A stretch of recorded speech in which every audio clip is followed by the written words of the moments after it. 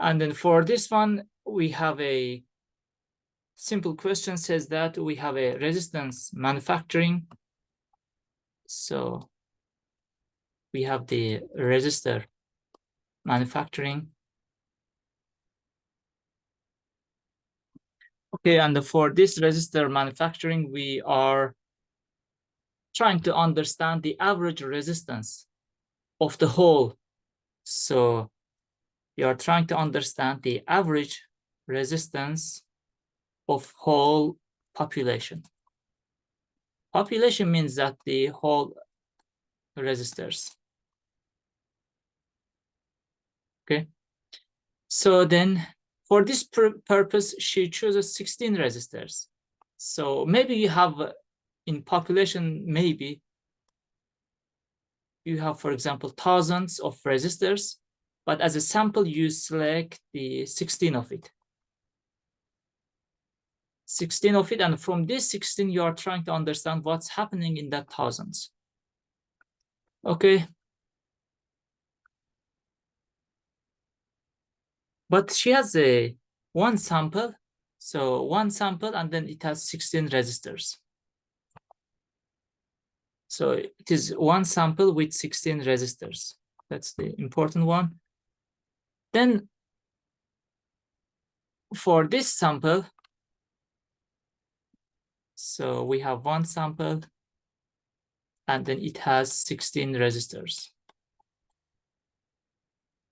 For all of this, she measured the average of these 16 resistors is 2.52 kilo ohms.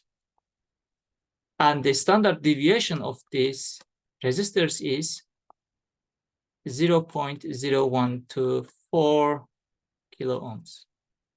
And then using central limit theorem, determine the mean resistance of the whole population with 98% confidence interval. So it says that you are, let's say, 98% confident that whole resistors they have a mean value of the x bar plus minus something. Yes, what is that something? We have to find.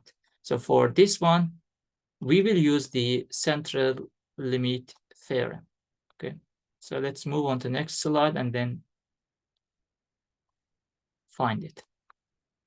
So central limit theorem says that mu, so this one is case for n is less than 10.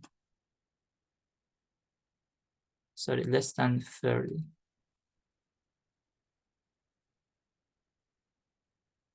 Okay, mu value is equal to the x bar plus minus, then we have t alpha by 2, and then s value, and then square root of the n value.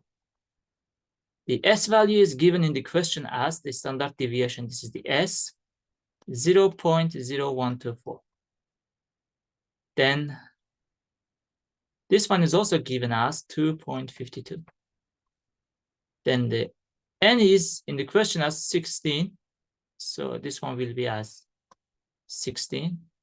And then t alpha by 2, this one you need to find it by using either Excel or table. Okay, if you go with Excel, then you have to go with the t inverse. Okay, and then for this t inverse, you have to first insert the alpha and then the degree of freedom. Then alpha is 1 minus c, and then c in this question is 98, so 0.02. So c is the confidence interval. The question says 98%, so it means that confidence is 98, 0.98. So 1 minus 0.98 is that 0.02. This is our alpha value. And degree of freedom is n minus 1. So we have 16 observations, and then it will be that 15. Okay. Let's go Excel and then find this, and then finish homework. So I will have the t inverse, and then the 0.02, and degree of freedom is 50. And it comes up 2.602. So this one is 2.602. And then you will multiply and divide the values. Let me do it and finish.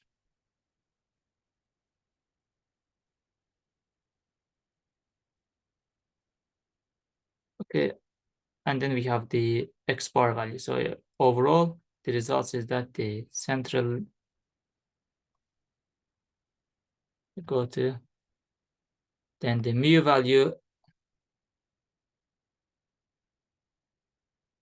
will be equal to 2.52 plus minus 0.008. But this one is using 98% confidence interval. Okay, this is the end of the homework 2.